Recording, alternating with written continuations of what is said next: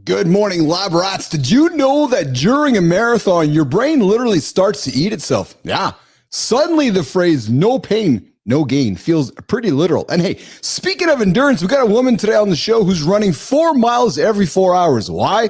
Well, we're going to ask her.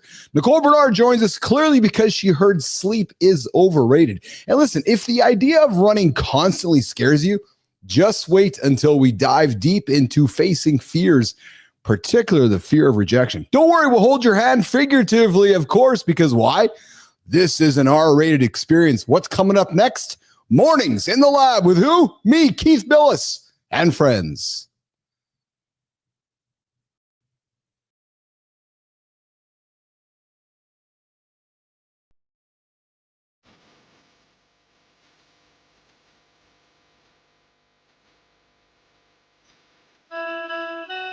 Welcome to Mornings in the Lab, where When something negative comes up. Building muscle improves blood flow. Nobody is expecting John. If the lady's saying that, you're just Be entertained by fun over here. How have I slept? Has my sleep been good? Is that it?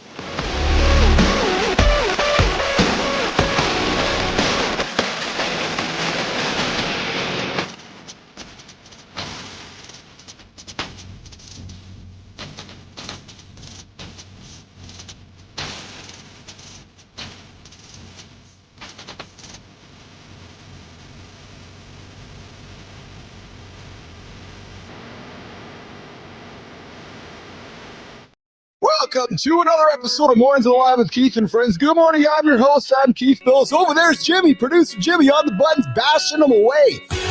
Today we're going to unplug today we're going to unplug and unpack the ugly truths about your pre-workout. And spoiler alert, it's not unicorn dust.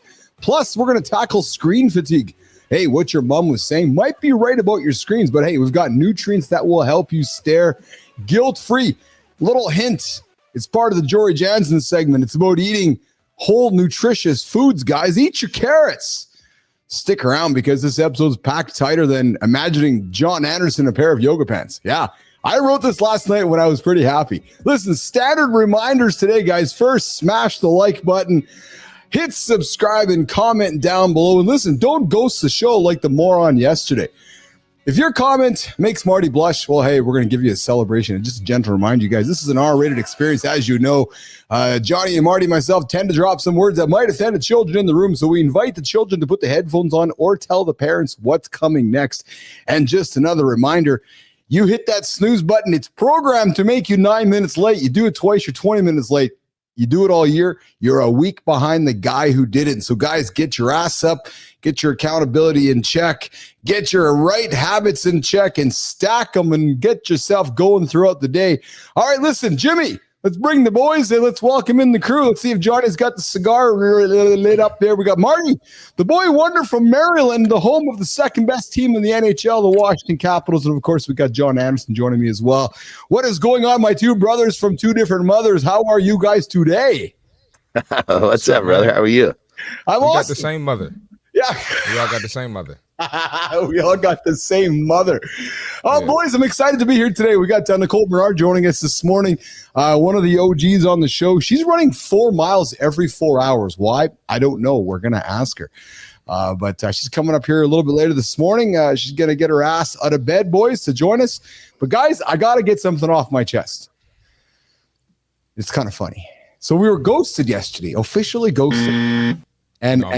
And here's how it worked. So we had a young man who decided to agree to be on the show last week, went through the whole experience and got the email, got the instructions and everything. And then yesterday showtime comes. And as we're doing our show, boys, I'm messaging Jimmy and Melissa. I'm like, hey, where's the guest? And Melissa's like, oh, I'm going to go check. So she goes and knocks on the guest's door. And the guy's like, oh, I woke up this morning and realized that I needed to be at a computer and I'm only on mobile. So then Melissa was like, were you not going to tell us? No. Don't y'all send an email and messages and stuff? There's 2 emails. There's 2 texts. No, the thing is, he showed up to watch the show, but he realized that he couldn't do it. So he just decided not to communicate and just leave altogether.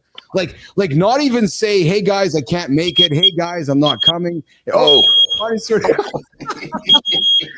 Like, so then Marty, what I did was I actually messaged him yesterday and questioned his character. Oh wow. I mean that's awful character, you know. Is it not?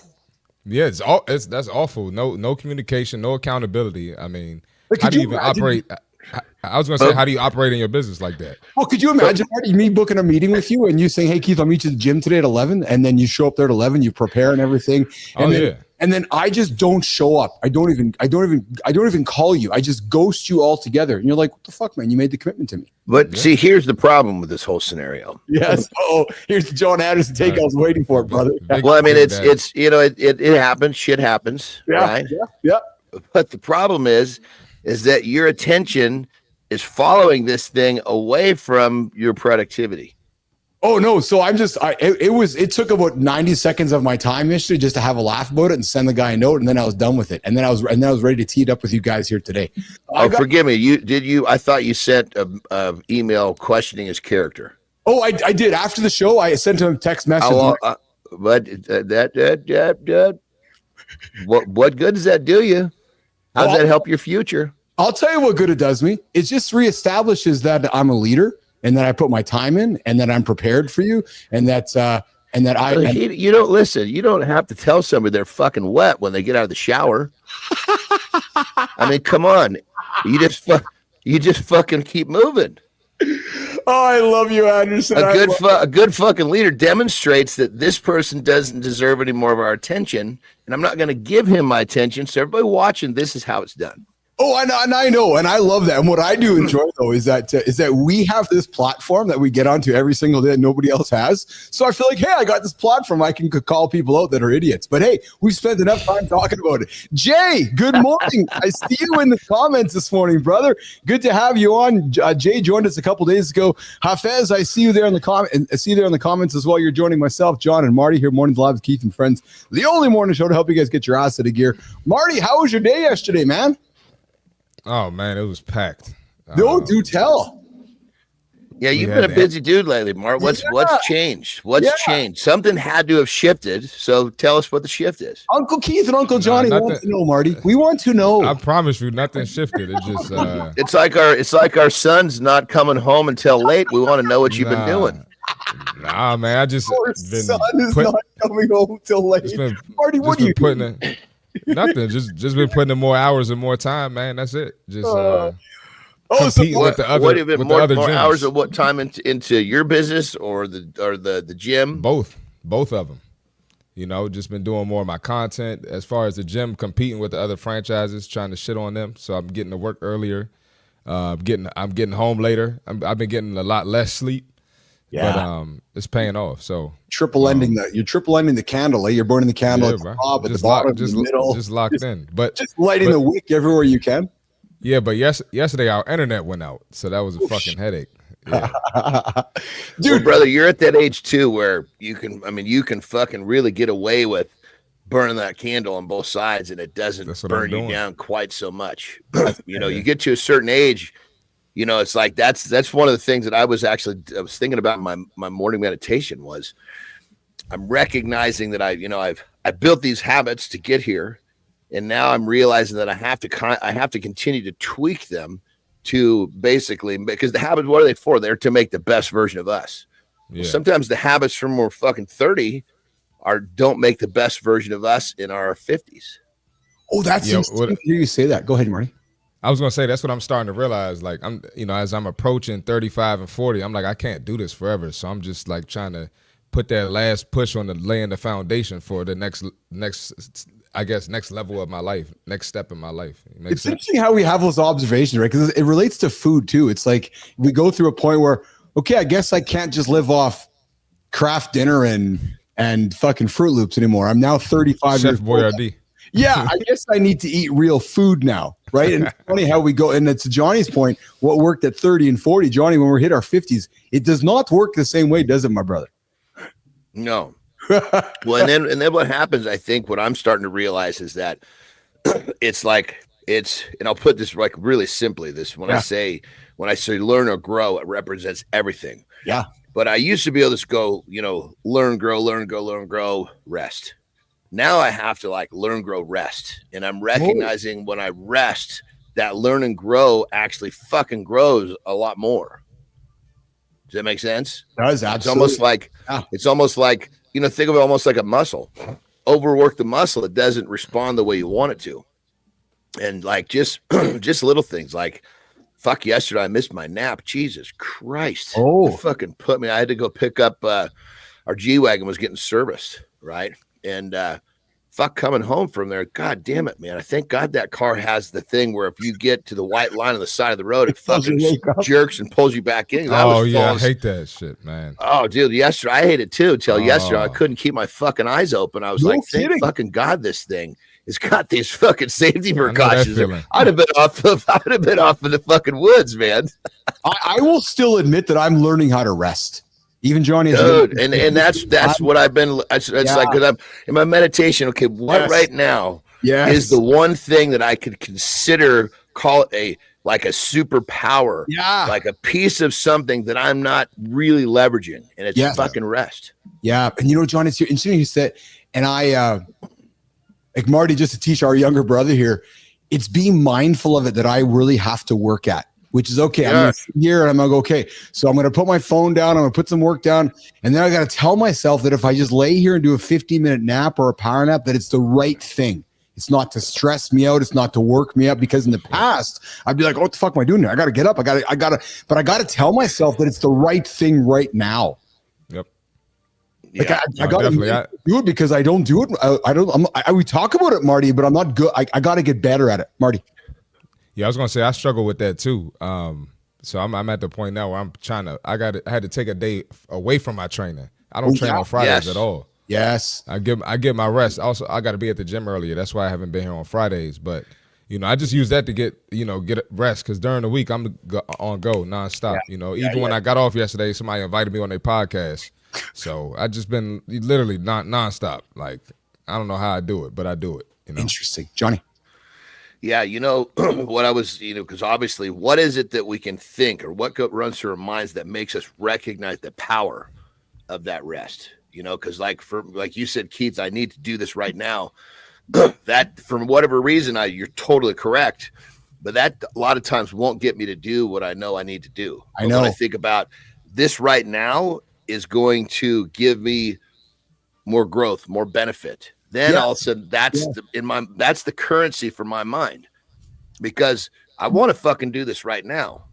But does it help me, or does it maybe not hurt me? I guess you could say help me or hurt me, because it's kind of one way or the next, So when I think of if I take this time to rest, I'm going to be that much more effective. And that's what, to me, in my mind, that's what makes the sense. Everybody has their own way of how they got to spin it, to lock in with the, there's a currency in our minds. Like, fuck, that's it. Yep.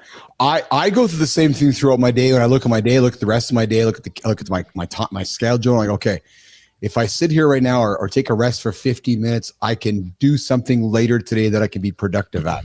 If I don't take the rest now, then I'm going to be done later. But I actually I literally am having a conversation with myself to do it, Johnny. It sounds like you're doing the same way, because my natural response is not to do that. Yeah, 100%. Because when we were younger, just like Mark, we could just fucking go. That's exactly it. It's exactly it. All right, guys, listen, we're going to talk napping in the second hour, Johnny. I got a topic actually, interestingly enough, that gets into that. But we got Nicole Bernard in the green room. Before we get there, I got a topic that I think is going to be intriguing to Nicole and be intriguing to us. Guys, have you ever pushed yourself so hard physically that it feels like your brain is turning against you? There's been some new research, and Bernard, ears up. New research reveals your brain might actually be consuming its own tissue during during extreme endurance events like marathons. Nicole's like, holy shit, I can't run any marathons anymore. Yeah, you heard that right. Your brain eats itself. Understanding what's happening in our brains during extreme exercise doesn't just satisfy our curiosity. It actually can revolutionize how we approach endurance training, recovery, and even neurological diseases. recently in Nature Metabolism, they unveiled a metabolic myelin plasticity. Oh, Johnny, there's that word for you. This phenomenon describes how during marathons, when glucose levels drop significantly, our brains temporarily consume myelin, the fatty insulation around the nerve fibers, as an emergency energy source. MRIs of marathon runners showed substantial myelin depletion post-race, particularly in regions linked to motor skills and emotional processing. Remarkably, this depletion is temporary, serving as an adaptive survival mechanism rather than causing permanent damage. And guys, as we know, the brain swiftly regenerates its lost myelin, beginning recovery within just 2 weeks with full restoration by 2 months post-marathon. And then there's some specialized cells around the brain that kick into gear, producing new lipids to rebuild the protective sheaths. So really, I found this was quite interesting that if you're an endurance athlete or planning on running a marathon, here's the takeaway. Nicole, prioritize your recovery. And we were talking about it this morning as seriously as your training. Ensure your nutritional plan includes not just glucose replenishment, but also healthy fats to support myelin regeneration. And then I did a little more research, guys. And what it also told me is that folks who will complete a marathon or complete an endurance event are often caught up with a bunch of emotional expression when it's said and done. Much that has to do with that myelin being eating around the brain. So quite fascinating how our bodies work. Hey, our bodies are machines, which are quite fascinating to me. Oh, dude, it's pretty crazy. I mean, it's highly adaptive and literally designed to survive in the worst fucking conditions. We don't realize how, as human beings, we could endure the most discomfort, the most pain, the will to live, which is like we're programmed with the will to live. Yes. You know what I mean? Yes. What's what I was saying to Carter, Johnny, I'm sure you say to your daughters too, like sometimes we put ourselves in difficult situations and we get scared. I've been encouraging Carter to ask yourself the question, are you going to die? If the answer is no, then what are you scared of? And I don't want to be diminishing of the fear, but like your body's strong, man. Your body's a machine. Your brain is strong. If you're not going to die, maybe consider what the regret is by not taking the effort. You know what I mean by that comment, guys? Like it just, brother, I love mean? That. Yeah. Fuck yeah. And I kind of spin it from the other side, when someone says, that's fucking risky or that's whatever, they're quantifying the danger or the, whatever, all say, think of it like this, life is risky. None of us are getting out alive. Yeah. Yeah. So, I mean, we're all going to fucking die in the end. Yes. So right before you die, you're going to look back and ask yourself a question. I don't know if this for sure, but in my mind, this is how it works.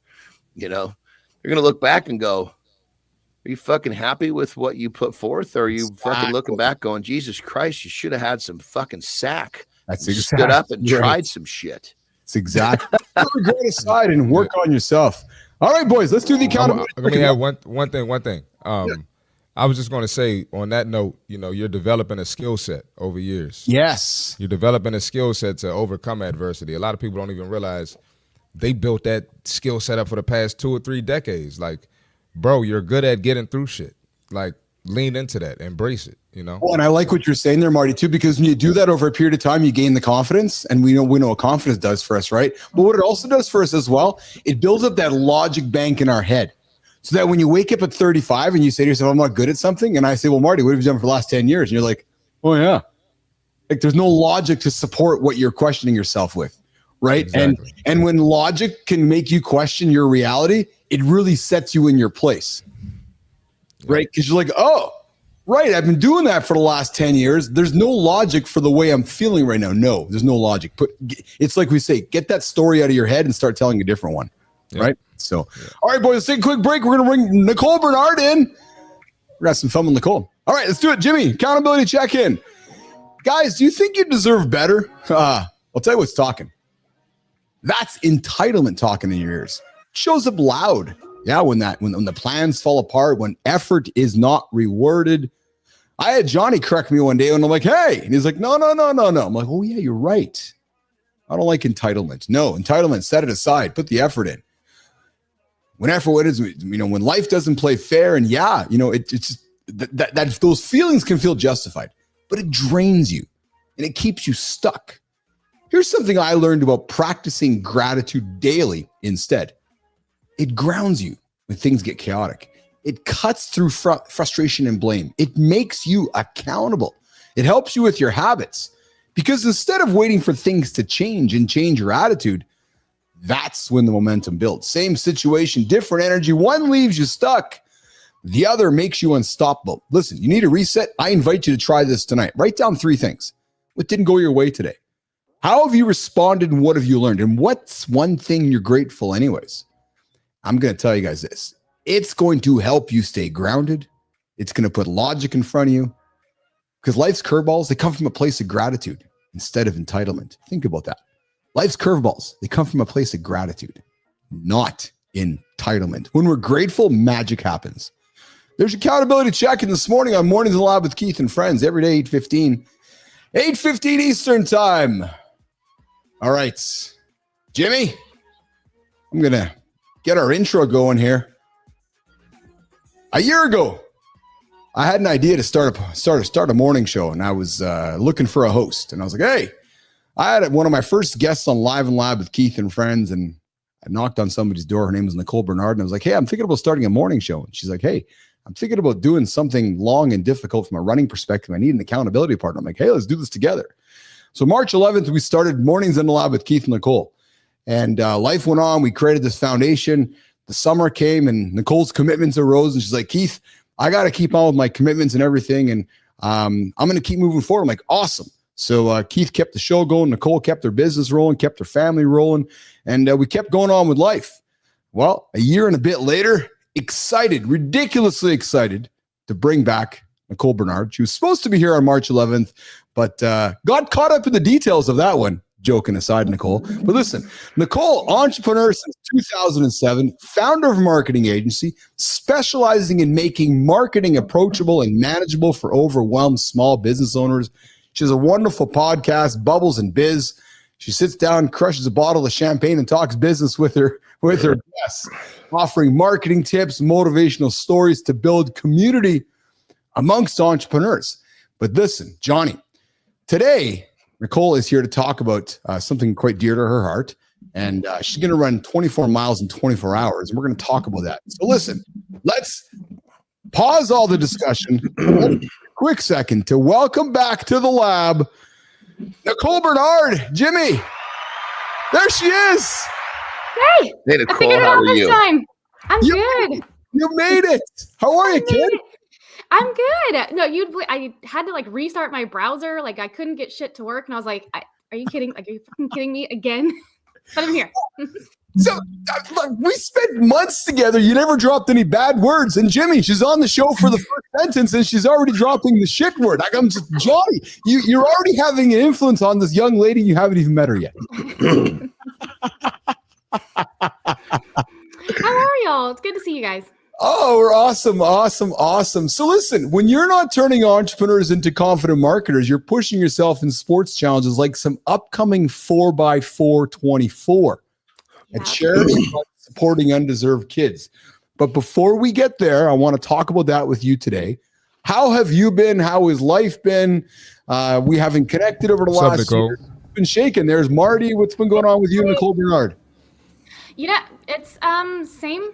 Just running the business, still drinking champagne out of my closet. I started a second podcast as a passion project a few weeks ago. Yeah. So yeah, pretty much same old stuff. Life is going pretty fast, but it's great. I can't complain. Awesome. So Nicole, you're running 4 miles every 4 hours. And when I reached out to you about a year ago, you called me because you ran, what was the article you wrote in Entrepreneur Magazine? What was it? 24 what was that? What was the first one you did? 48? It was 48 hours. That was the Goggins challenge. This is kind of like a condensed one. Yeah. So now you're doing 4 miles every 4 hours for 24 hours. Why? Yeah. Well, we start Friday at 5. But yeah, kind of like what y'all were talking about. So we're raising money in our community for underserved kids in our community that, would like to get out and play sports, but need a little bit of help. And it's also too that the physical part that y'all were just talking about. Yeah. Like the mental. When we can teach younger people how to push themselves, especially like I feel like this day and age, we're just helping set them up for more down the line in their lives. And so that's a lot of it too, is the how hard it will be, but how good they're going to feel after doing it, plus raising some money. So what it sounds learning, I just got to jump in real quick, man. Please, that's so good because you teach in the youth to overcome adversity, and the feeling that they get from that, the sooner they experience that shit, the better their lives going to be. 100%. Yeah, I agree. Nicole, so what you're actually teaching them is mental endurance, aren't you? So so here's what I'm hearing you say. You're actually doing the physical work. What I think you're actually saying is that the mental teaching is what we're actually teaching the kids. Yeah, definitely. Because when we can make ourselves uncomfortable, right? We all know how that you feel like you can accomplish lots of things. So like John said, the younger we're able to like get that message to them and they experience it, the better. Now, I think there was a reason for this 4x4, this charity event that you're involved in. Is there not, Nicole? It's mainly to raise money. Okay. Yes. So that was my point. Like it's raising money for what charity or for what event or for what organization? Yeah. So there is an awesome guy in my community. His name's Cheno, and he does these different challenges throughout the year to raise money for different kids that might need different aspects, whether it's sports or he raised money for a girl to go to Washington, D.C. But this one specifically, is for a soccer team over in White Salmon, which is just right across the river from me, to help them get things that they need for their season. So soccer to me, even closer to my heart. So you mentioned soccer. You made an incredible post last week on LinkedIn about your soccer journey and how it brought you here. Talk about the influence of soccer in your life. Talk about what it does for you today and how it really is the foundation for your business, for your decisions, for this run, and for soccer is a big part of Nicole Bernard. Yeah, definitely. I've been playing since I was 4, so it'll be 40 years this year. Just grew up kicking a soccer ball against a barn for hours, literally hours, and didn't realize that was just teaching me how to, put the reps in. And then kind of fast forward throughout my life of playing high school, travel. I missed my senior year homecoming because I was traveling for soccer, just a lot of disciplines, and I didn't realize I was absorbing, and then met amazing people. My best friend, I got to travel. So just so many different things through sport. I probably wouldn't have been exposed to had I not done it. To hear you say that, I love what you just said, that, you're kicking soccer balls against the barn wall. And I think about, myself or my son hitting, shooting hockey pucks into a net, or Johnny in the gym just putting the reps in, or Marty at the basketball net just throwing the balls. And while we're doing it, we're not recognizing what it's doing for us later in life. Yeah. When you because even Marty was talking about it right earlier on in the show here. When you sit back now and think about all those balls you hit against the wall, What do you think that's taught you today, Nicole, when it comes to running business? Yeah, kind of teaches you to keep going. Even if you don't feel like it, you know that you're not quite doing all that you need to be doing, so you continue to do it. Another thing I really learned through playing was balancing different things. I had to balance school and social events and going to practice in New Orleans. That also taught me a lot of entrepreneurial skills that I didn't realize I'd need, because I didn't think about it back then. But just learning how to balance was another big part of it as well. And just, a lot of people skills too. You learn a lot of relationship things as you move through a sport that, you kind of learn that to have later on in life as well. So Johnny and Marty, Nicole Bernard is a David Goggins disciple. She is a beast. Okay. And as I got to know Nicole, as unassuming as she is, she has this mental strength inside of her, this resilience inside of her that you don't see on the front of it, but is incredible. Nicole, where have you found that mental resilience, that mental strength? I watch your content. I see the challenges you put yourself through. Like John and Marty, this is not a 6 foot, this is an unassuming woman who's just doing her thing, but mentally gets after it nonstop. Nicole, where did you find that mental resilience in your life?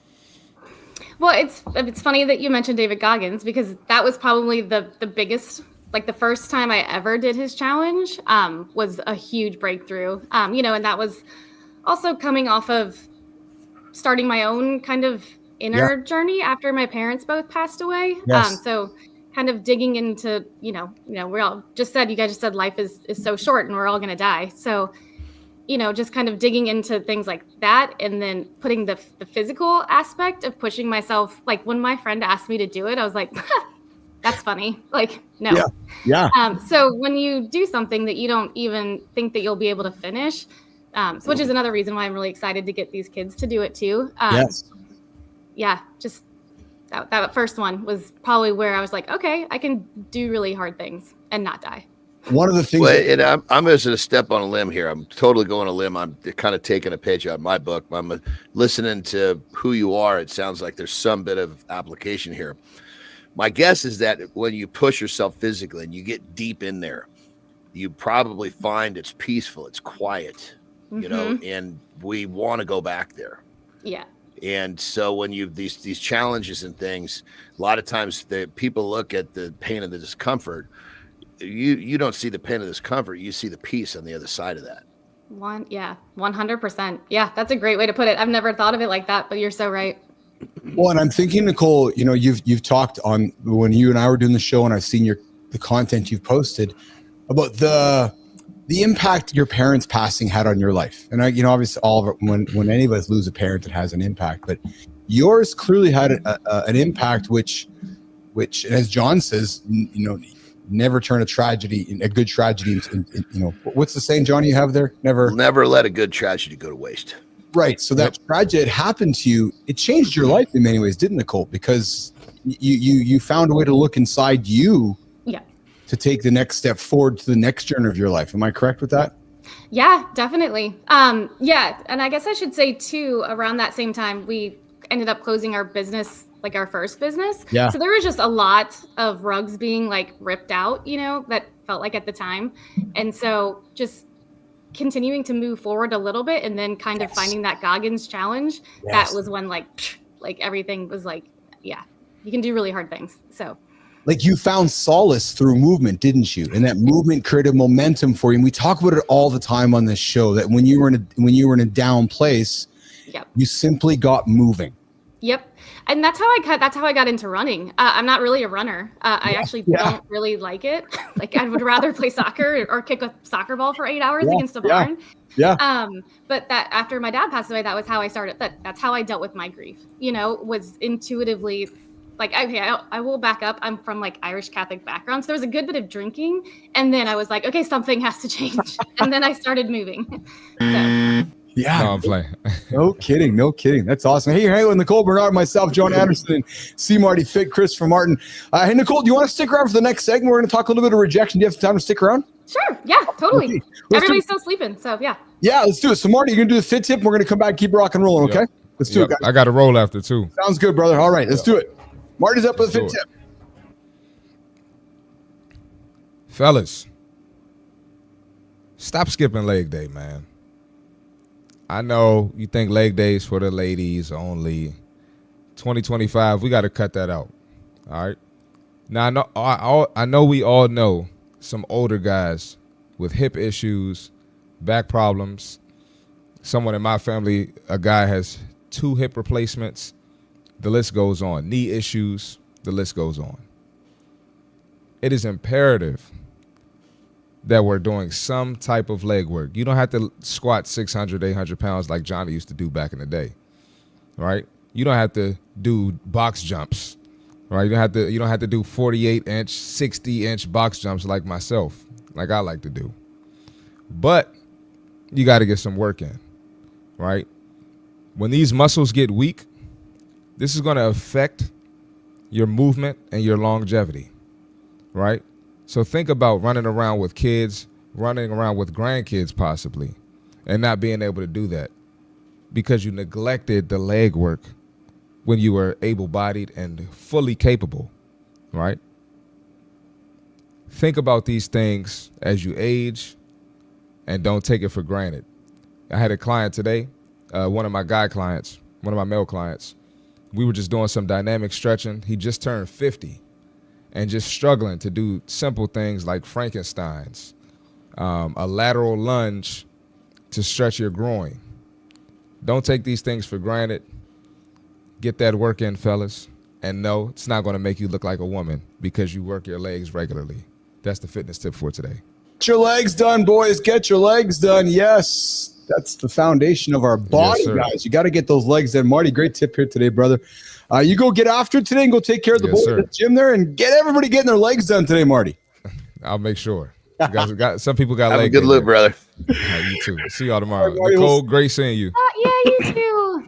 Yep. All right. I'll see y'all. Yep. All right, Marty. We'll see you later, pal. All right, Marty's out of here for the day. We'll be back here tomorrow with us hanging out here in the lab. You got myself, John Anderson, and Nicole Bernard, one of the OGs here in the lab.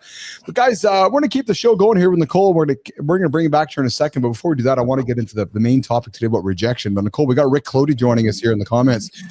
Rick is a big fan of the show, and his comment was, "I can do hard things and not die." Nicole Bernard. Yeah, that's exactly it. And he says, "I grew up in New Orleans, and David Goggins lives a couple miles from me here in Tennessee, and I see him running all the time." And then we got 3R in the comments as well. Good to see you, 3R. I'm glad you joined us here on the show this morning. We were talking with Nicole Bernard and myself, John Anderson here kicking after it. But guys, I got a little bit of a confessional discussion here. How facing my fear of rejection transformed my life. Nicole, have you ever had somebody slam a door in your face, literally? Because I have. And here's why it was the best thing that ever happened to me, right? You see, early in my career, John, I don't know if I've told you this, but I had a job selling Xerox copiers, fax machines, all that old office equipment. Johnny, you probably still have a fax machine in your house that an old Xerox guy sold you. Now, if you've ever done cold call sales, you know rejection becomes a pretty familiar companion.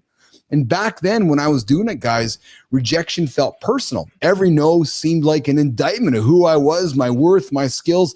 And I remember vividly knocking on doors, pitching passionately, only to face rejection after rejection after rejection. But here's the secret that Xerox taught me, something I carry to this day. Great salespeople, great business leaders, they don't just tolerate rejection. We talk about it all the time in the lab book. They embrace it. In fact, facing rejection is exactly what a business leader, a business owner, a salesperson is paid to do. You think about it, Keith and Johnny growing the show, we face rejection every single day. And we're not even getting paid for it. But we're facing rejection because it's going against the stream. And if you think about it, Nicole, sales at its core is about navigating through a sea of no's to find the one yes. And Xerox drilled this into me, that every rejection wasn't failure. It was simply doing my job well. Think about when you get under the bench and you fail. It's not rejection. It's just one step no to saying yes, right? As I was internalizing this, as I was going through my career, something powerful shifted inside of me. That realization just didn't make me better at selling copiers or fax machines. It actually changed my whole life. I stopped seeing rejection as something to avoid or failure. I learned that instead I seeked it out, because every time that I seeked out rejection, it taught me valuable lessons about resilience, communication, and persistence. Think about a bad goalie in hockey. Gets 100 shots on him every single game. 5 games at 5. Do you think he's better getting all those shots or not getting any shots? Obviously better with the shots. Dude, if you're in sales or growing a business, you want to be rejected because you're learning. Right? I'm sorry, brother, because failure, just to kind of go on what you're saying, failure is not the opposite of success. No. It's a part of success. Yeah.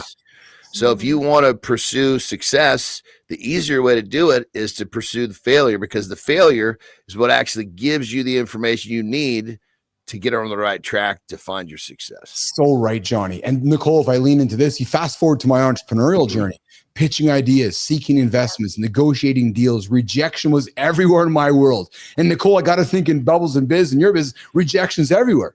But now rejection was my ally, guiding me toward greater clarity and stronger opportunities. ICUC was I built it. My biggest entrepreneurial win came only after countless rejections and redirections. I can't count how many times I was rejected, you guys. But here's the thing. Avoiding rejection doesn't protect us. No, it isolates us. Embracing rejection builds courage. It builds character and genuine confidence. It teaches us the most important lesson of all, that our value isn't determined by someone else's no. And I'm reminded of that by Johnny all the time. I love John for that. He's always reminding me of, don't place your value in that motherfucker over there. Just like how we started the show today. Some guy ghosted me yesterday. He's like, what the fuck are you wasting your time with that guy? And he's right. That's not my, and I was defending myself, but it's about my respect and integrity. And he's like, well, no, because now you're placing your value on what else somebody else is thinking. That's wrong. So let me ask you this. What's one risk you're avoiding right now because you're scared of rejection? I know there's something. I know there is. Imagine just for a second how unstoppable you'd feel if rejection no longer had power over you. So I got a challenge for you guys today. Take one small, bold step. Embrace the possibility of rejection, and you might be surprised at what happens. And as I wrap up this little monologue, guys, remember, life's greatest opportunities. Think about Nicole. She was invited to go for a run. And she's like, fuck, I don't run. I hate it. Right. And she could have rejected it, but instead she embraced it. And when she did that, she opened some doors boldly. And I know what's happened since then. Amazing things kept happening for Nicole along the way. Think about Johnny's journey from bodybuilder to wrestler to strongman.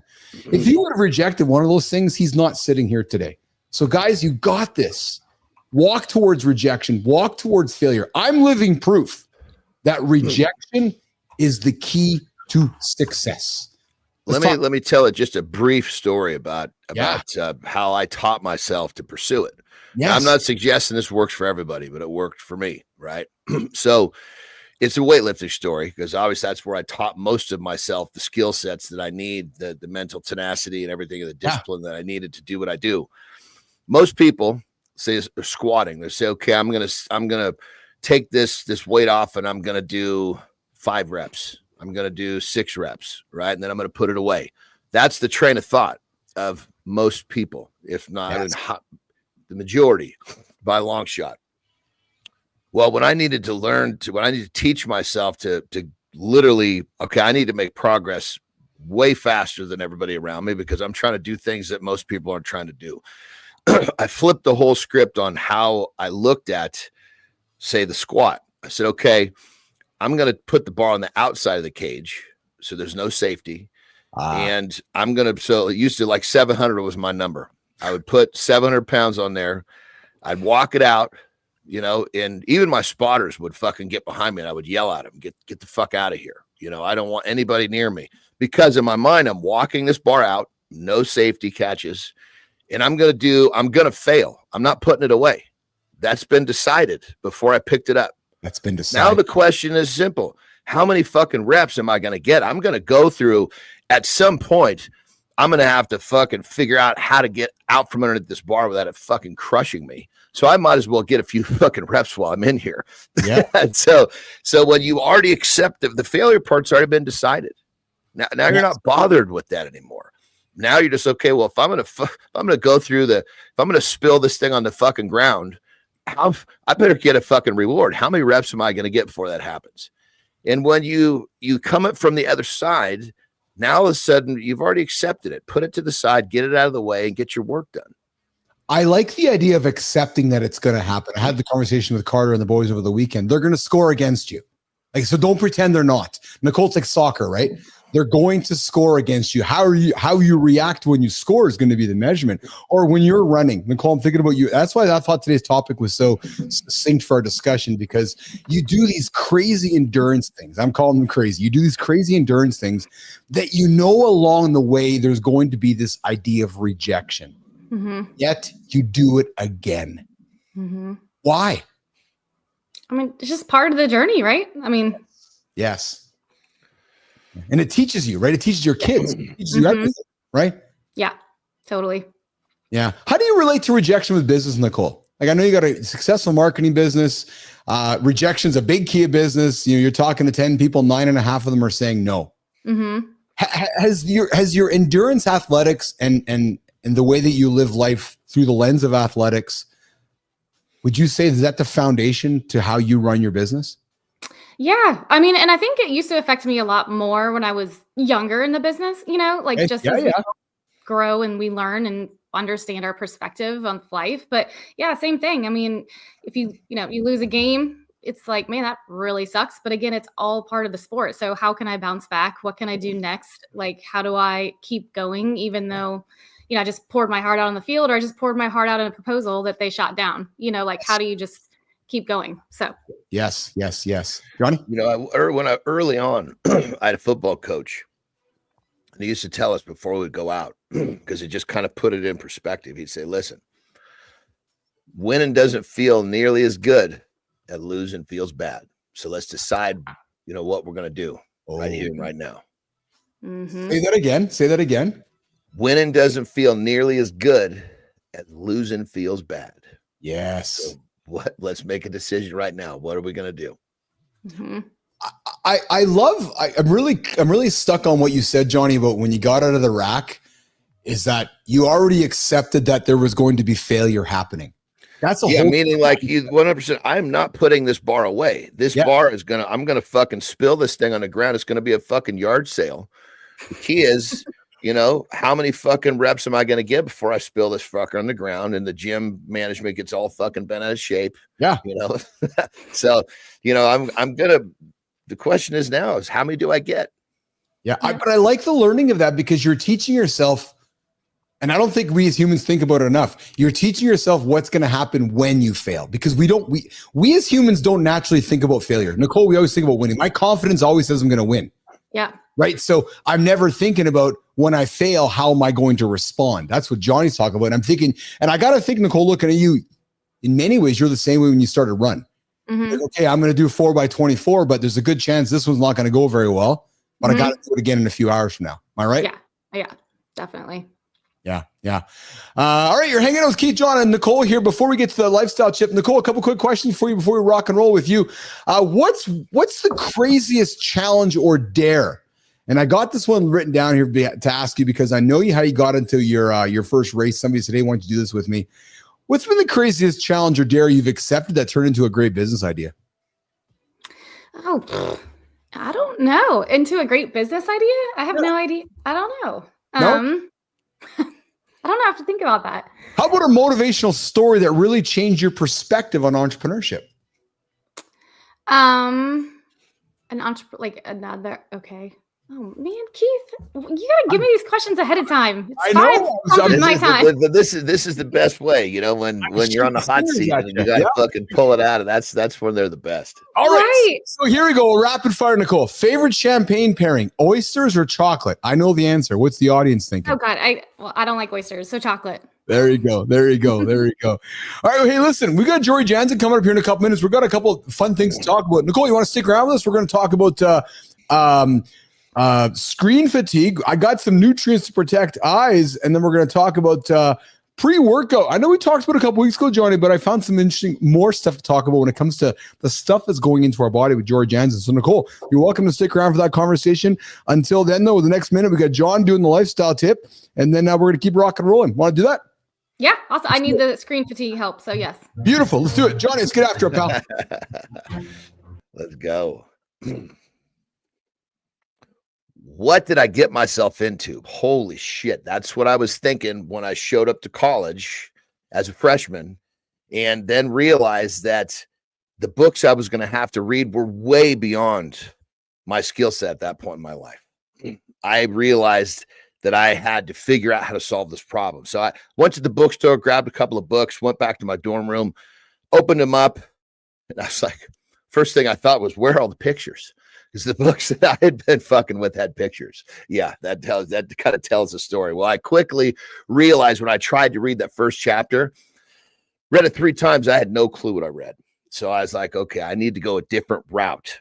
Now, this is really where the story starts. Because I was challenged with learning, I had to create my own way of doing things. I became a really, really good problem solver. So how do you solve this problem? You're in college and you can't read the books. Well, I went to each professor and I said, hey, how much of this material is in the books and how much of this material is in the final? And how much is in the books and how much is in the lectures, so I can understand what's going to be in the final. And some of them said 75% in the lectures, 25% in the books. I was like, I'm fine. I'll nail the lectures and I'll get basically 70-ish on the test. I'm good. Some of the professors said, well, you got about 50-50. Well, then that told me, shit, I have to find somebody to help me get the information out of that book. This is how literally I got myself through college when I showed up and was reading at probably about a 9th grade level. And that's probably giving myself too much credit. But the moral of the story is this.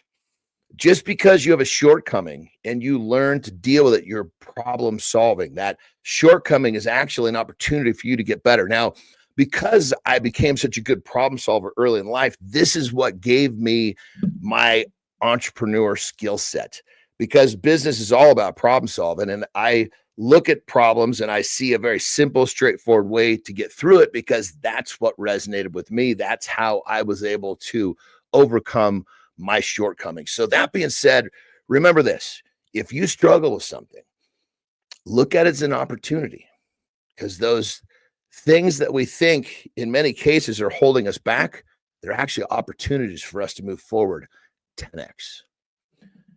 So remember, look at everything as an opportunity. Rock and roll.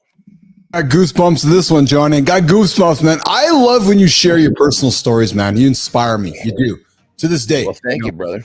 It's because I know your journey, and Nicole, I can't imagine what it would have been like growing up.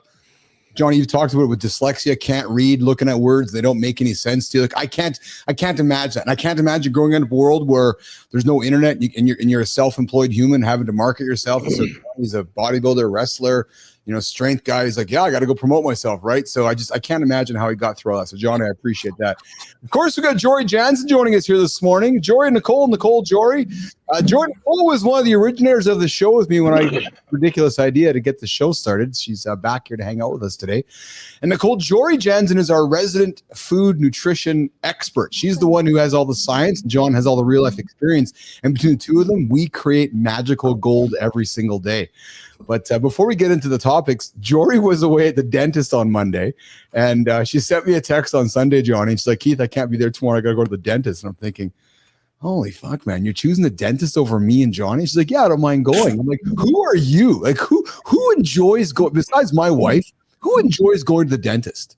Nicole, do you like going to the dentist? No, sorry. Jory's like, I don't mind. I just get to the middle of my day. I'm like, who the hell are you? Well, I like to get it done early enough. So it's out of my way, but I mean, it's a necessary, right? I mean, just like anything else that we do, whether it's, training for an event or to work for health or, getting blog done, whatever it might be, it's a necessary. So, but if you upkeep, it's part of your routine. Maybe it's not the most exciting part of it. It is what it is. I think dentists are scammers. Johnny, dentists are scammers, man. They're just all scammers, man. Well, I'm 53 years old and I've got one itty bitty cavity off on the side of one of my teeth in the back. I don't have any, and I attribute it to my love for cannabis because it affects my saliva, so that I think there's I got to find some science to back that up, you guys. I really got to back. Well, that saliva it does because it helps decrease the bacteria. Yes, which then but also like good oral hygiene overall is healthy. There's so many reasons to make sure, and not everyone has the lifestyle or genetics. Like my teeth, I have groovy teeth. And what I mean by that is that groovy. So going for my every 6 month, which I'm blessed to have benefits plan.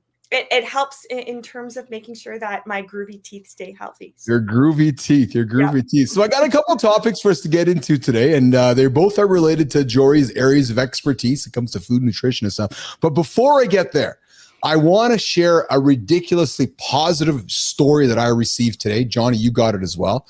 And I think the timing of it is great. Nicole, you here, and Jory, you here. I really want you guys to hear this.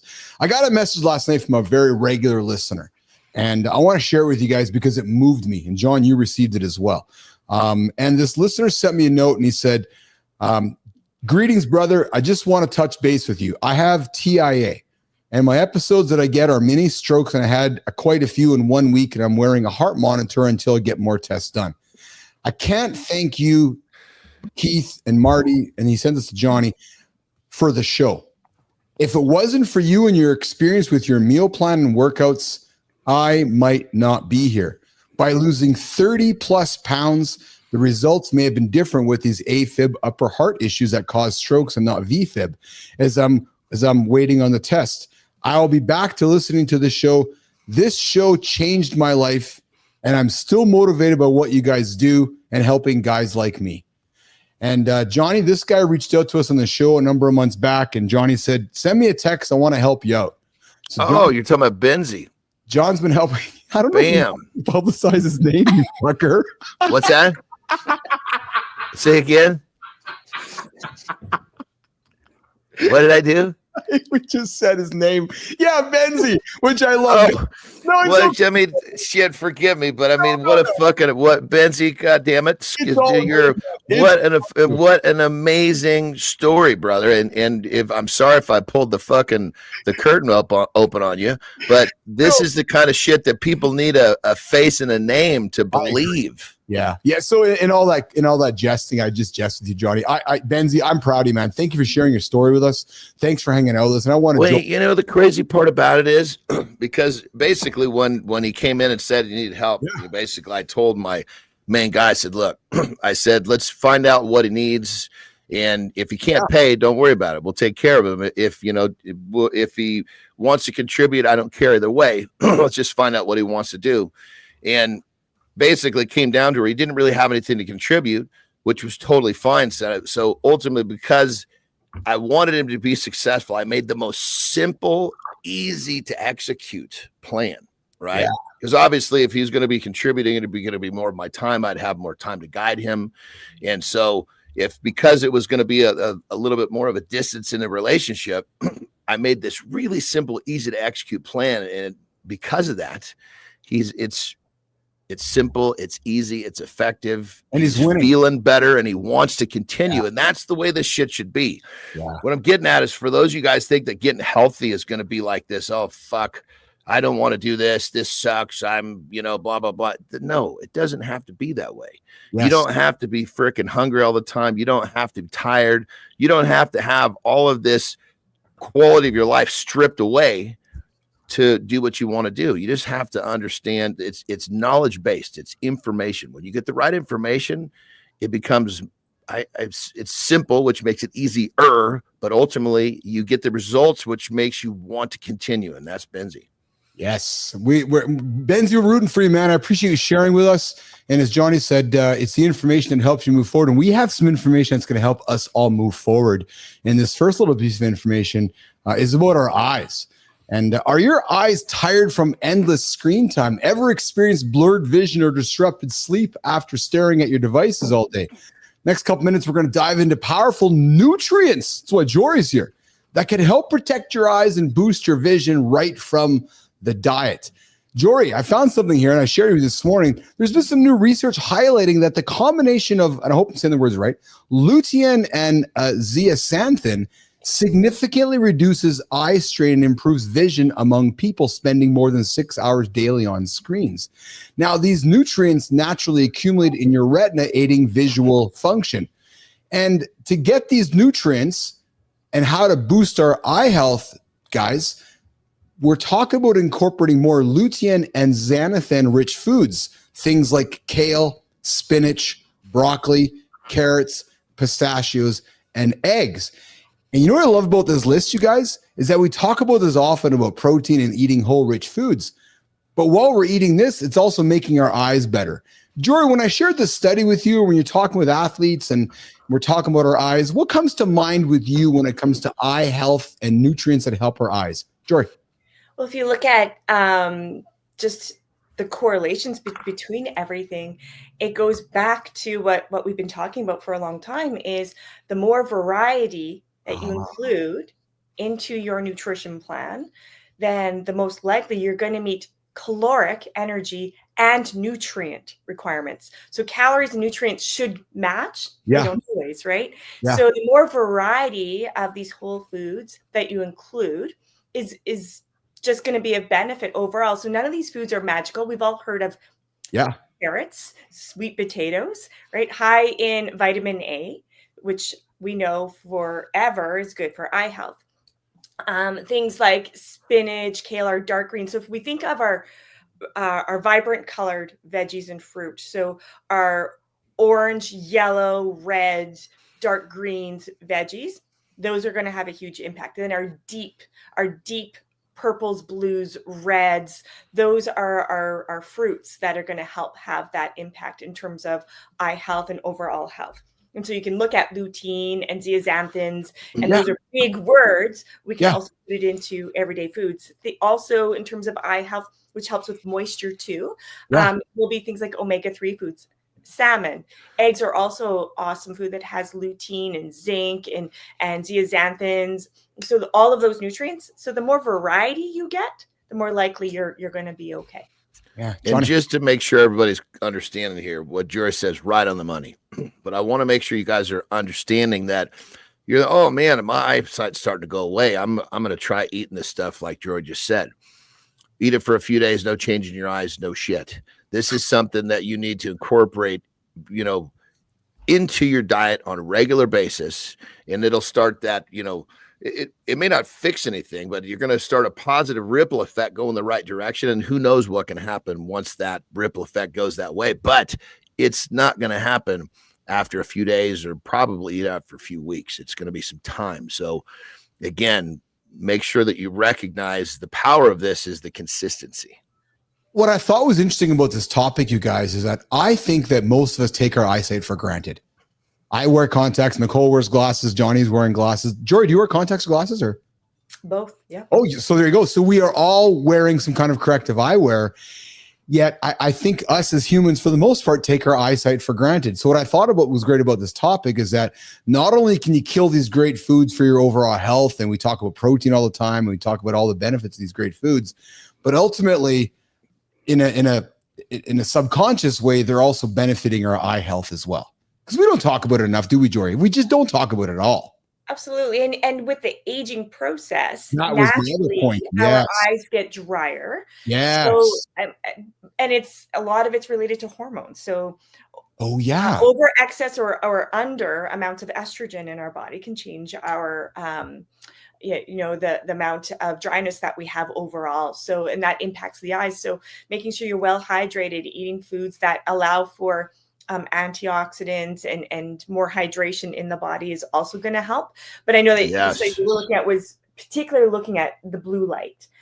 These nutrients will have an impact in decreasing the negative impacts of blue light. But overall, sometimes too, we're like, oh, I can't see, things are blurry.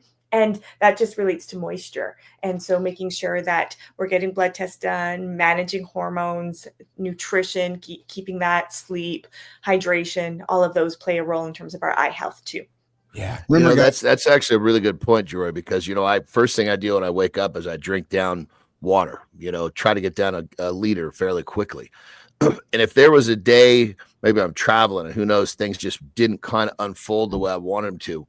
It takes of course, when we wake up, it's, dry eyes, you got the shit in there and everything's kind of blurry, as you're trying to wake up. For me, there's a noticeable difference when I hydrate myself. My eyes have a really, really profound effect. They are not working well because they're dehydrated. So if you're looking for some sort of a quick fix, drinking water right out of bed is going to give you the feeling like, okay, what I'm doing here is working. And then just keep following some of the stuff that we're talking about here, and you got it coming from all sides. Yeah. So remember, guys, your eye health is crucial for overall wellness, right? Don't wait until your vision starts to suffer, because as you get older, it's going to suffer. Just ask Keith and Johnny and our friend Jory, because she's trailing us in the age department there. Nicole's still a little puppy. So, but I'm telling you, man, and Marty has no idea what's coming yet. But guys, get your fluids and get your nutrients, and it's going to help your eyes, because you can't outrace bad eyesight. Hopefully these nutrients, these great foods will help you along the way. And that's why I thought today's conversation was great, because I just think eyesight, for the most part, we just think we can see. So we take it for granted. Oh yeah, I can see. No, but it's getting worse over time, right? So I thought that was a good thing to get into here today. All right. One last thing. Jordan, you got a couple minutes to talk about one last thing? Yeah, awesome. So we kind of leaned into this a couple of weeks ago around the protein side of things, but I dug into this even further, and this came courtesy of our good old Arnold Schwarzenegger email that I get regularly. But Nicole, looking at you, have you ever wondered if your pre-workout supplement is really helping or hurting you? Did some research, and a recent study tested 57 popular sports supplements promising enhanced strength, endurance, and fat loss. This blew me away, and Carter and I are having some laughs about this last night. Jory, I shared this with you this morning. I would kind of get interested to hear your feedback. Only 11% of the products that were tested were accurately listed their ingredients. Like 11%. That's not good. No, a staggering 40% contained different botanical ingredients than labeled. And then even more disturbing, 12% of pre-workout supplements, any kind of supplements that we're taking, 12% had banned or unapproved substances inside of them. So again, we talked about it a couple weeks ago, research your brands meticulously. But Jory, any comments on this? Was this surprising to you? Or again, I know we talked about it last week, but when you saw 11%, were you like, holy smokes, it's actually that bad? No, there was a study number of years ago which had that and higher amounts, which is why when I work with our Olympic and Paralympic athletes and our pro athletes that can be tested for banned substances, I can only recommend third-party tested, so NSF certified for sport, sport. So I can only recommend those. Even though something off the shelf is probably a great brand, the risk is low. I just won't recommend it. I could take it, but the athletes that I work with can't. They just can't because it's their career on the line. But in terms of a lot of the supplements, though, it's more placebo because if you think of something, if you look at a pre-workout, it's got a bunch of things in there, and all these things do great things, and they can. Some of them not so much, but especially if you're a responder or non-responder. Yes. But some of them you need to actually load. And so the amount that will be in a pre-workout isn't giving you that time frame of the loading phase to be able to have a benefit. You might get, say, beta-alanine. Makes you all tingly and makes you all, So something like that, yes, it can have a benefit. However, you got to get the right dosing and you cycle it. But placebo effect, you get that tingly feeling, and then you think something's working. So then you have a great workout. Same thing with creatine monohydrate. And, the amount in there, we know that a low dose continuous can have a benefit, but the amount often in these supplements, it's not enough to do anything. What seems to have the greatest impact in these, though, caffeine. Now, caffeine can be performance enhancing or performance degrading. If you have anxiety and the caffeine enhances your anxiety, it's going to be performance degrading. Yeah. Right? Or if you have gut issues, it'll move things along. So it just really depends. So these pre-workouts, if it's getting you into the gym, it's getting you into working out, and you're not on medications that might contraindicate, the supplements that are in there. The thing is, food is regulated. Supplements are not. So what's on the label may or may not be in that container. So just being mindful of that. Johnny? There's two things that I kind of tell people. It's, the pre-workout, blah, blah, blah, blah, blah. I say, okay, let's just cover two quick things here. Number one, if this thing is inhibiting your sleep, it is hurting you far more than it could ever be helping you. That's the first thing. Second thing is, you're taking it to work out. When you're done working out, feeding your body is at the top of the totem pole. So if it's fucking up your appetite, it's fucking up your sleep, you can't even quantify the damage that this thing is doing in your process. So if it affects either one of those, get it the fuck out. Yeah. Jory, it's hard for me not to look at like a supplement store like we have here in Canada, Popeyes. Yeah. It's hard for me not to look at a store like this today and think that 90% of the products in there are scam. And I'm not trying to throw Popeyes under the bus or my friend who owns it. I'm not trying to suggest it at all, but it just makes me question all of the products that are in there that actually aren't food. And we know that, and we talk about it all the time. Go to the grocery store. Brother, hold on. Let me just interrupt real quick. Food. It's not no food. more fucking scam than walking into McDonald's thinking you're buying a fucking hamburger. Oh, I hear you. No, and I'm not busting you up. I'm just saying that this whole concept of shit not being what it's supposed to be is fucking around us everywhere now. I know, but what I love about this idea of the health food store, the supplement store, is they should be called placebo stores, because Jory leaned into it, because they're really giving you this idea in your head that you're going to accomplish something, but 90% of it might not be real. Jory. I agree to an extent. I used to work when I was a student trying to, get my way through university. Yeah. I worked in, and it's funny that we call them health food stores because there's no food, but the supplement stores. And part of my role was to make sales, right? And so, and I had huge ethical issues with that, because I remember this client, I was like, everything I was saying, they were like putting on the counter, they were going to buy it. And I finally had to stop and go, look, what do we really need here? Right? Oh, yeah. So I wasn't good in that store. Yeah. But I could have sold like crazy. But there are certain times and certain types of clients that might need supplements. Yes. Right? Yes. So for example, with some people, iron supplementation, with most of us, vitamin D, some of us omega-3s if we can't get enough through food alone. So there might be some reasons to have supplements in our lives. I think that if you're a woman that could get pregnant, you should be taking supplements that have folate, because you don't want to have neural defects in your baby if you could possibly get pregnant. So even if that's not in your plans right now, take something. So I think that's really important. There are reasons for supplementing. Absolutely. Does everyone have to supplement? Likely not. I mean, research even shows 33% of people that take creatine monohydrate are non-responders. Interesting. The key really is, Jory, is know what's in the product, right? Like that's really what it comes down to. And when all else fails, here's what I love. I throw back the tennis ball to John. Eat simple ingredient whole foods. Go to the grocery store and buy an egg, buy a tomato, buy a potato, buy a steak, right? And then because in many cases people I need my pre-workouts. I don't have any energy. Well, no shit. Look at the way you're fucking eating. So eat right. And a lot of times, like the majority of my clients, they say, I'm taking pre-workout. Can I continue? I say, look, you can, but I want you to be ready. Your body is going to say, stop fucking doing that shit, because you're going to it's going to be too much. It feels comfortable now.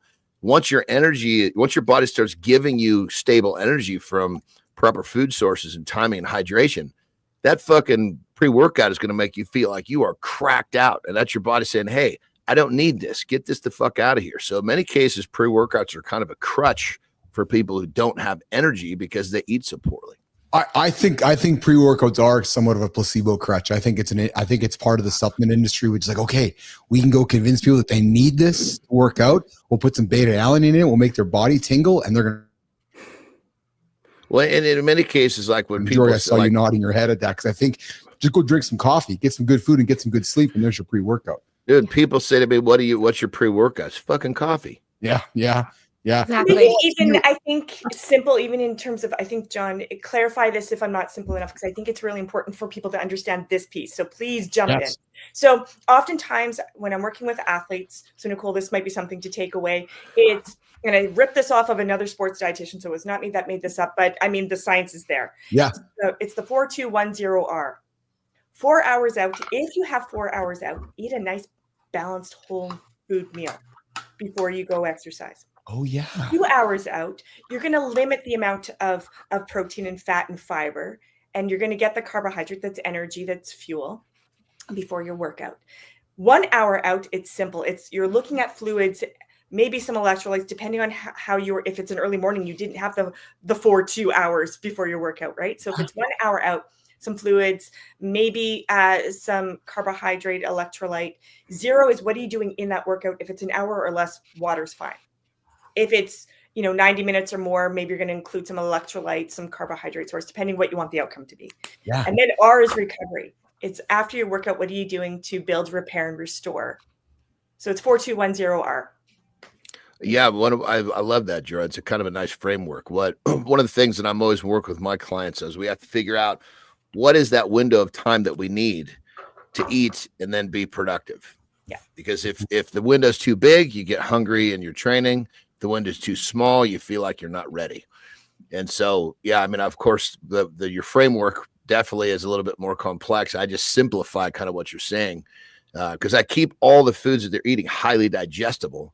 So then the question is, how much time does the body need to digest? Like myself, if I eat more than I'll eat a meal inside of an hour before because my shit digests so quickly. If I was to do it at 2 hours, I'd be hungry in the middle. Interesting. Yeah. Yeah. And that's where you have to look at how do you digest, right? Yes, 100%. And then it's so individualized. Exercise. Yeah. So yes, if I'm working 100%.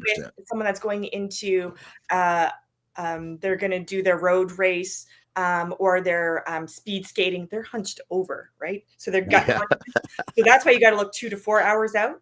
And so if it's an early morning swim, then I'm looking at the night before supper and night snack because the morning might be just some orange juice and water and a pinch of salt and off they go. And then they're going to have their recovery breakfast after, right? So it's just looking at the individual, looking at what type and the intensity and the environment that they're working out in.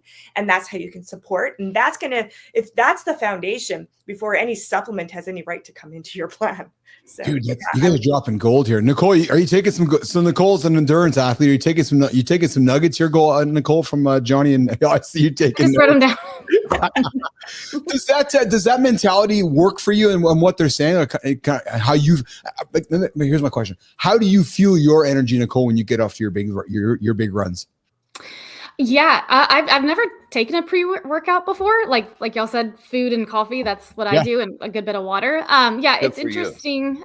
Yeah, before like a big race, I'll try to get up early and get a bunch of food in me just because I know. But then in the challenges, that's actually a challenge because I don't want to eat too much in between the different few hours. So that was especially the first go round, trying to navigate that and trying to get some rest. So yeah, smaller, more compact meals have always worked for me. Interesting. Hey, Jory and Johnny, quick question for you guys. I gotta go. Nicole, you got to rock and roll. Thanks for hanging out. I got to go wake kids up for school. So sorry. You go wake the kids up. Thanks for hanging out with us. I got to get Jory out of here as well, but a quick question for Jory and John before they say goodbye. Nicole, thanks for hanging out with us. We'll talk to you tomorrow, okay? Thank you, awesome. Nicole. Bye, guys. Awesome. Bye, Nicole. Hey, Jory, John, quickly before we say goodbye here, would you choose rest over more food? If I had to choose, I'm thinking what Nicole said. I'm in a challenge. I got to work out, and then I got a challenge. I got to rest before, and I got to do it again. Are you saying to somebody eat for your next workout, or are you saying to somebody rest before your next workout? Or am I not? Maybe the question. It's a great question, but there's so many variables that we'd have to know to answer that question. Yeah, I guess that's sort of, but generally speaking, I just will say, generally speaking, that people tend to when the body's trying to heal, right? It's sending out all sorts of signals, right? Yes. And in many cases, if you've got some sort of a plan of eating that you're on and it's working for you, you might be getting a hunger signal, but really what you need is fucking more rest. It's a rest. You know, that's me 100%. When I get overtrained, my fucking brain is telling me eat nonstop, but I don't need more food. I need time off my feet. Yes. Jory?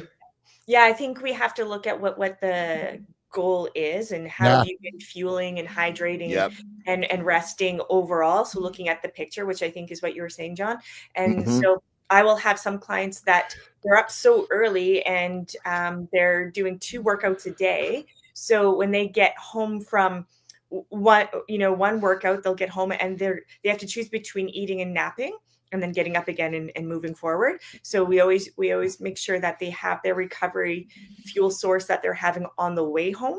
So when they get home, they can get that rest in. And then once they're up, then they keep on going with their day. So it depends on who you are, what you're doing, and what the outcome needs to be at the end of the day. Yeah. Yeah. What a great discussion, you guys. I did not expect it to go as long as it did, Jory. Thank you for sticking around with us. Lauren drops in with pre-workouts make me literally vomit, natural adrenaline, and maybe a good cup of old Joe for the win. It was a great shot. I enjoyed before I say goodbye to you. Are you a napper? Do you nap throughout the day? I'm being serious. Do you try to grab 10, 15, 20 minutes every now and then, Jory? Every now and then I do. I'm not a huge napper. My husband is. He has to. It's what keeps him. But that is me. That is me. I totally understand. Right? He is like so. I take longer to process and get things going. Yes. It's quick. And people like that use a lot of energy. Yes. Like mental fatiguing energy that they have to go. And his naps are solid naps. When I nap, it might be 5-10 minutes. If I'm napping more than that, that means I've just overextended myself. I don't like how we as society have poo-pooed naps. We make other humans feel bad because they're taking a nap in the middle of the day. Oh, John's having a nap. I'm just trying to change the mindset around that. Because I think there's a difference between naps throughout the day and sleeps. Like if you're sleeping 2-3 hours, not necessarily anything's wrong, but I would suggest go get checked out. See what might be going on in your health, what's underlying that. Once in a while doing that, but if that's you routinely need 3 hours of napping, that's going into sleep, right? Yes. So there's kind of ways to gauge it too, like in terms of like if my naps will never, I shouldn't say never, but one of the things I watch for, my naps are always going to be kind of timed with it. I nap enough to where it's giving me a boost for the day, but it's never going to inhibit my ability to fall asleep that night. Yeah. Yes. If my napping is keeping me from falling asleep, then I'm doing it wrong. Well, here's something quickly for you guys. Short naps of 10 to 20 minutes have been scientifically proven to enhance cognitive performance, improve mood, and even lower blood pressure significantly. Conversely, Jory talked about this, naps longer than 30 minutes have been linked with increased cardiovascular risks, including an 82% increased risk of heart disease and a higher likelihood of developing conditions such as atrial fibrillation. Extending napping has also been associated with a 27% higher risk of all-cause mortality. So to maximize the benefits, stick to power naps, 10 to 20 minutes, set the alarm and get up. But the benefits, guys, of the 10 to 20 minute nap, it is there. And upon waking, immediately expose yourself to bright light, engage in a light physical activity to shake off any grogginess. But guys, there's power every single day in grabbing a 10 or 20 minute nap throughout your day. But you get longer than that. As Jory said, you might want to go talk to somebody about that. So guys, embrace the 10 to 20 minute nap. Yeah. And I like how you said there's power in that. And so call it a power nap. It is what it is. Exactly right. Yeah. Right? Well, and it can be even from mental stuff too. I've got a nephew who's he's basically like a good hacker, if you will, right? He works for Intel, and his job is to basically shut down the hackers that are trying to do bad shit. And so there's always these, like, he says there's these like really pressure cooker. He works 2 4-hour shifts. And in between that shift, he's got 90 minutes. And some of his superiors actually explained to him, look, I've been doing this a long time. You're going to be better off coming back for your second shift if you take a nap. So it's not really it's not a mandatory thing, but it's the people who are leading him that have been doing it for decades. They're saying, look, this is going to be your key to have a really productive second session. Yeah. And so it's basically, learn, recover on these short little bits. When you learn, if you try to learn too long, you get that fatigue now that you don't really have the same learning. Yes. All right, guys, listen, Jory, I got to get you out of here, kid. I've taken a lot of your time today. I appreciate you. Appreciate the conversation. Appreciate you hanging out with me and Johnny here this morning. You got a busy day ahead of you today? You know what? It's not too bad today, which is why I could stay on today. So it's a full day, but it's good. Not crazy. I probably won't need to take a nap. There you go. The mood here in Manitoba today, a little bit of rain, a little bit of overcast. It's cleaning up the environment. It's going to be a nice day here in Manitoba today. So, Jory, I'll probably take Fred out for a walk. Nice. Well, I appreciate you. Enjoy your walk with Fred, and we'll catch up with you later this week, okay? All right. Thanks so much, you guys. Have a good day. Thank you, Jory. All right, Johnny, great show, man. Holy smokes, it's almost over. I know you got to rock and roll here as well. Great show with Nicole, great show with Jory. Some good stuff, man. And I love the pre-workout stuff. And I was really eager to talk about it with you because I know your point of view on it. And it's just so placebo-ish, right? Get some water, get some coffee, get up, get moving, and let the magic happen. Get the good food inside of you. And it's, I mean, generally speaking, they're almost all going to have some sort of a stimulant, meaning like caffeine. Yes. And so when people feel that stimulant, that's what they're looking for in most cases. Yes. And realistically, you know, Jesus Christ, even if you went to Starbucks every day and bought the most expensive coffee, it probably would be still cheaper than buying that can of pre-workout. Yeah. And just so everybody understands, you know, I've been in the fitness industry a long time, and the markup on a pre-workout is so fucking gross. Well, it's wonderful for the company, but if you knew how much it cost them to make that, whatever, $50, you'd be like, I'm not fucking buying this. You know, I mean, pre-workout is the biggest profit fucking ticket item in the industry. We think about it, Johnny. Groceries are on average margin of 1 to 3% on groceries in a grocery store. So I'm thinking that you go to dude, we're talking like 700-800%. That's what I was going to say. Sometimes greater. That's what I was going to say, is that, you know, going to the grocery store to buy some coffee, the owner of the grocery store is making 1 to 2% on you. You're going to the health food supplement store. That dude's making 700, 800, 900% on you.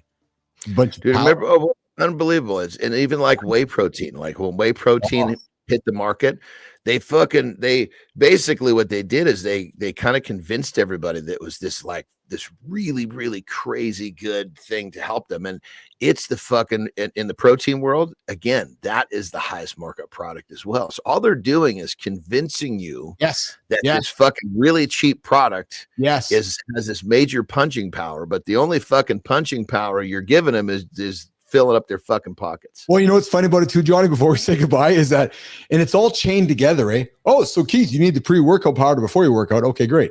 And then you need to drink this while you're working out. Okay, great. And then after your workout, you need to drink this. Okay, great. And then for your protein, you need to drink this. So I've just convinced you to buy 5 things from me because you got to chain them. You got to stack them all together.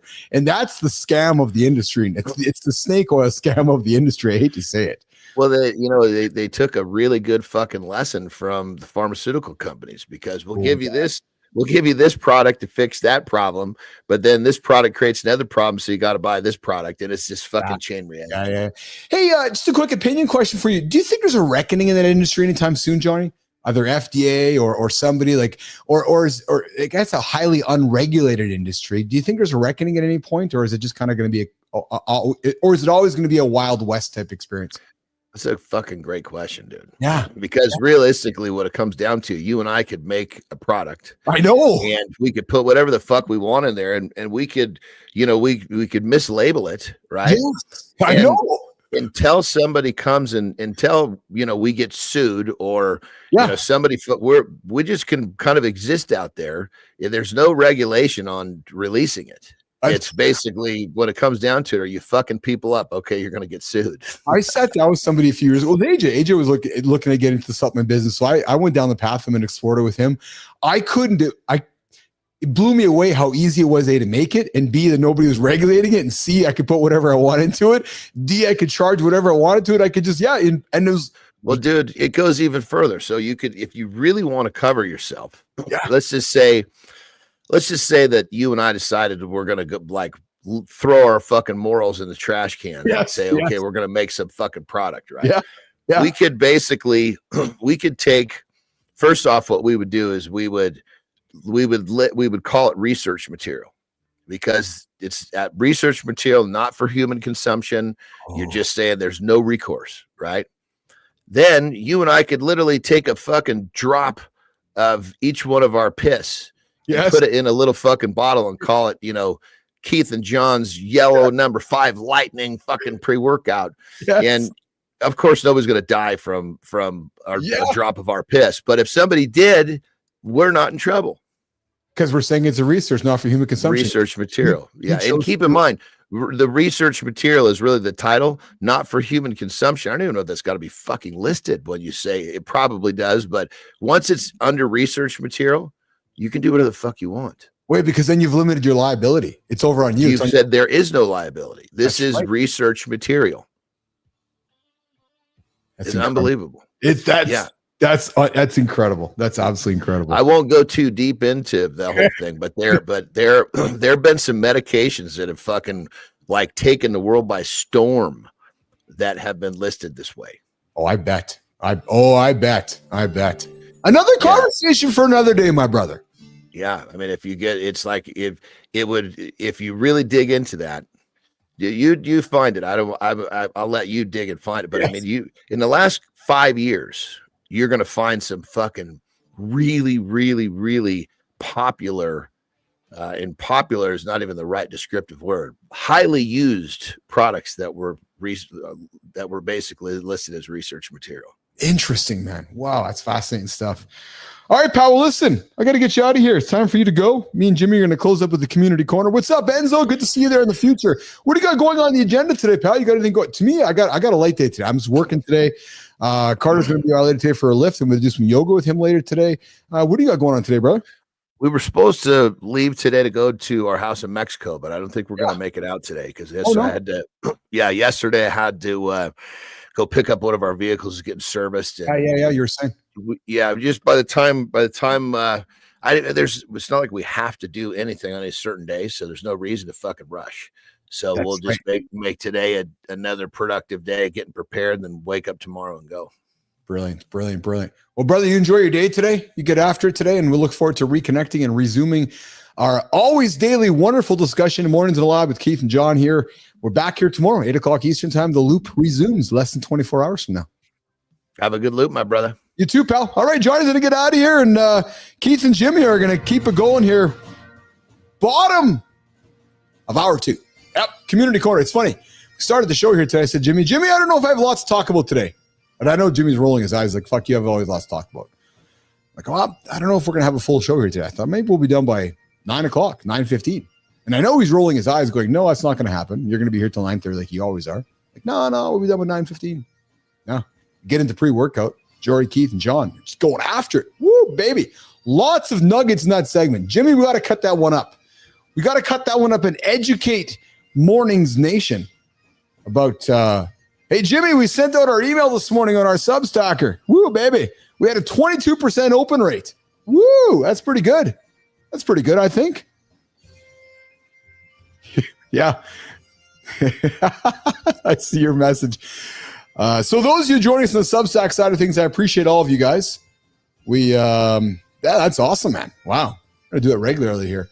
Okay, so we are going to resume the segment of the show.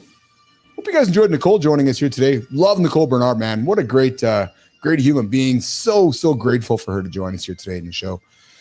Okay, Jimmy, I'm pulling up our LinkedIner. Yeah, there it is right there. The Dukes of Hazzards, Bo and Luke. Bo and Luke Duke. All right, guys, you ever feel like getting fit means sacrificing your career, your social life, or your sanity? Well, why should you be any different? You're not lazy. You're overloaded. And most of the fitness advice out there, well, listen, if you listen to the show, you get it. Built for influencers, not regular people like you and me. What you need isn't more hustle. No, it's a smarter system. One that fits your real life. And there's a creator out there on the LinkedIn platform building exactly that for you. His name, Jimmy. What's his name? Not going to reveal it just yet. Nope, not going to reveal it. Nope, going to tease it a little bit. This guy's the force behind Yoda, Luke Skywalker. Oh, wait, that's the wrong thing. I'm not talking Star Wars. Sorry. I was thinking we were talking Star Wars for a second there. Confused, actually. This guy's the force behind the Jedi. No, not the Jedi Knights. Sorry, Jimmy. I'm just distracted by Star Wars right now. This guy's the force behind the Fit Men Project, helping busy entrepreneurs drop the weight, build the muscle, and finally feel at home in their bodies without turning fitness into a full-time job. Who am I talking about, Jimmy? This morning, Mornings in the Lab with Keith and Friends is excited to introduce you to Luke Depron. Yeah, Luke, the Fit Men Project, transforming your physique, health, and performance with the lean body method. Listen, his lean body method makes health sustainable, strategic, and damn near automatic. And here in the lab, we back anyone who builds systems that last. Listen, Luke's helping men install a health mindset that scales. No, I didn't say stepping on the scale. Helping men install health mindsets at scale. What a body that works. Listen, you want a body that works as hard as you do? You got to follow Luke. Go find him on LinkedIn. You want to watch how simple it can be when the plan finally fits the man? Go find Luke. Luke DePron on LinkedIn. Go engage with Luke. Go tell him Uncle Keith sent you, and go and check out what he's doing there with the Fit Men Project. And Luke, here's how it works. Would love to have you on the show. I'm suspecting there's somebody in your world, in your orbit, in your community who's doing some great things. We'd like to meet them. We'd like to have you on the show, give you the light to pass off, to celebrate somebody in your community as part of the Community Corner Creator Spotlight. So Luke DePron, we're celebrating you here today. We'd love to have you in the lab, talk about the lean body method and help celebrate folks in your orbit. That's our Community Corner segment there on the LinkedIn side of things. Okay. All right, next one up. Next one up on the table here. We're moving our attention to Substack. Guys, inside.bappel.ai, the only place to learn how to build your YouTube channel, build your Substack, get your LinkedIn going, tie it all together, build a business. Take that knowledge in your head and have a conversation daily. Listen, if you start the conversation, you set the conversation. If you're a leader, you're a community leader, you're a business leader, you're a creator, you're an influencer, why aren't you starting the conversation? Why are you letting others start the conversation? Why are you letting others lead the conversation? Are you a shepherd or are you a sheep? I know what you are. You're the shepherd. Maybe you're disguised as a sheep because you're just following everybody. Stop. Oh, maybe you don't know how to get started. Maybe you're like, but I want to get started, Keith. I want to have a conversation, but I don't know how. Old Uncle Keith and Jimmy can help you. Yeah, that's what we do every single day. We've got this whole Conversation OS platform that we can offer you to help you start a conversation. Maybe you're in politics. Maybe you run a business. Maybe you have a community. Maybe you have folks that you lead. Maybe you have stakeholders. Maybe you have sales folks. Listen, the world starts with the conversation. Imagine waking up in the morning and starting the conversation for your community. Imagine waking up in the morning and creating content, conversational content for your community, so that your community looks to you for trust, looks to you for continuity, looks to you for consistency, looks to you for curiosity. What other fucking C word can I find, Jimmy, for this one? But listen, that's the point. Those that start the conversation, set the conversation. And we can help you do that here, Mornings in the Lab, and our Inside Bappel newsletter. What are we teaching you there? All the things we're learning behind the scenes as we create this show. How to build YouTube, how to build Substack, how to build an audience, when to send this, when to do that, how to create this, how to make a thumbnail, what works here, what works. Guys, I'll just say right now, if you're starting a YouTube channel, the most important things for your YouTube channel are two things, not the content. You're like, what? No, it's not the content. You can have the greatest fucking videos you want, but if your title sucks and your thumbnail sucks and nobody sees it, your content sucks. But you don't know that until you start doing it. And I know many of you who want to start a YouTube channel are thinking about someday. Yeah, that magical day on the calendar, the day that never exists. Subscribe to the newsletter, inside.bappel.ai. We got a deal. It's like $8 a month, I think. Melissa convinced me to do $8 a month. I'm like, nah, it's going to be $800 a month. She's like, Bilous, come on, man. All right. I'm going to listen to my boss. So Melissa got $8. All right, we're going to go $8. Fucking pretty much free. All the knowledge that's up in my skull, we're giving to you guys. Yep. Jimmy, let's get to this one. All right. You ever look up from your phone? You, mister. You ever look up from your phone and wonder, where the hell did the last hour go? I've just been doom scrolling away, just scrolling. You sat down to work, but now you're deep in someone else's behind the scenes. You thought you sat down, you were supposed to be building something. Instead, you're buried in content, somebody else's content, because you're a consumer. You're not producing. You're not progressing. You're just scrolling. You're just consuming someone else's ego. We've all been there. And some creators, they stay stuck there forever. They think they're a creator, but they're actually a consumer. They wonder why the hell things aren't moving. But there's a few people out there that decide to change the game. And one of them did more than change it. The guy we're talking about today made it his mission.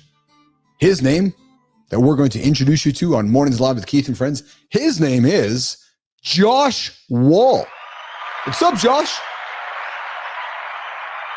Josh is the voice behind The Sober Creative, a Substack built for creators who want clarity, not chaos.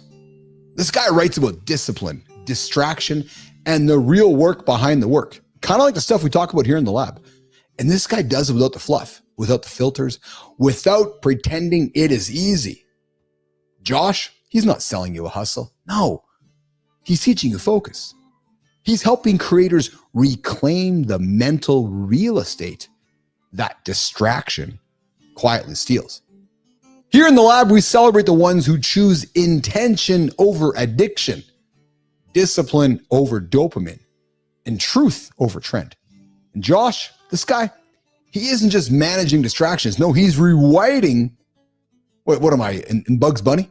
He's rewriting his entire creative foundation and inviting others to do the same. So I invite you to check out The Sober Creative on Substack. It's not just a newsletter. It's a challenge to reclaim your time, own your process, and live with clarity. So I invite you, go follow Josh Wall. And if you're done letting distractions run your life, go follow Josh and subscribe to his newsletter over there on Substack. I check out his content. I enjoy his content, and I know you will as well. So Josh, here's how this works, brother. We'd love to have you on the show. We know there's somebody in your orbit, somebody in your world that you're doing some great work with. We know there's somebody that you admire. Well, I'd like to offer you the light, the Mornings in the Lab Creator Spotlight, so you can shine the light on somebody in your orbit and surprise them and bring the love with Josh Wall. So Jimmy, there you go. Josh, celebrating you here today, brother. We're celebrating you here for sure. All right, we got Nicole's comments coming up here. Yes, thank you for having me today, Keith. Always such a fun time in the lab. If anyone wants to donate for the run, goes directly to soccer. Here's the link. So Nicole, thanks for putting it up there.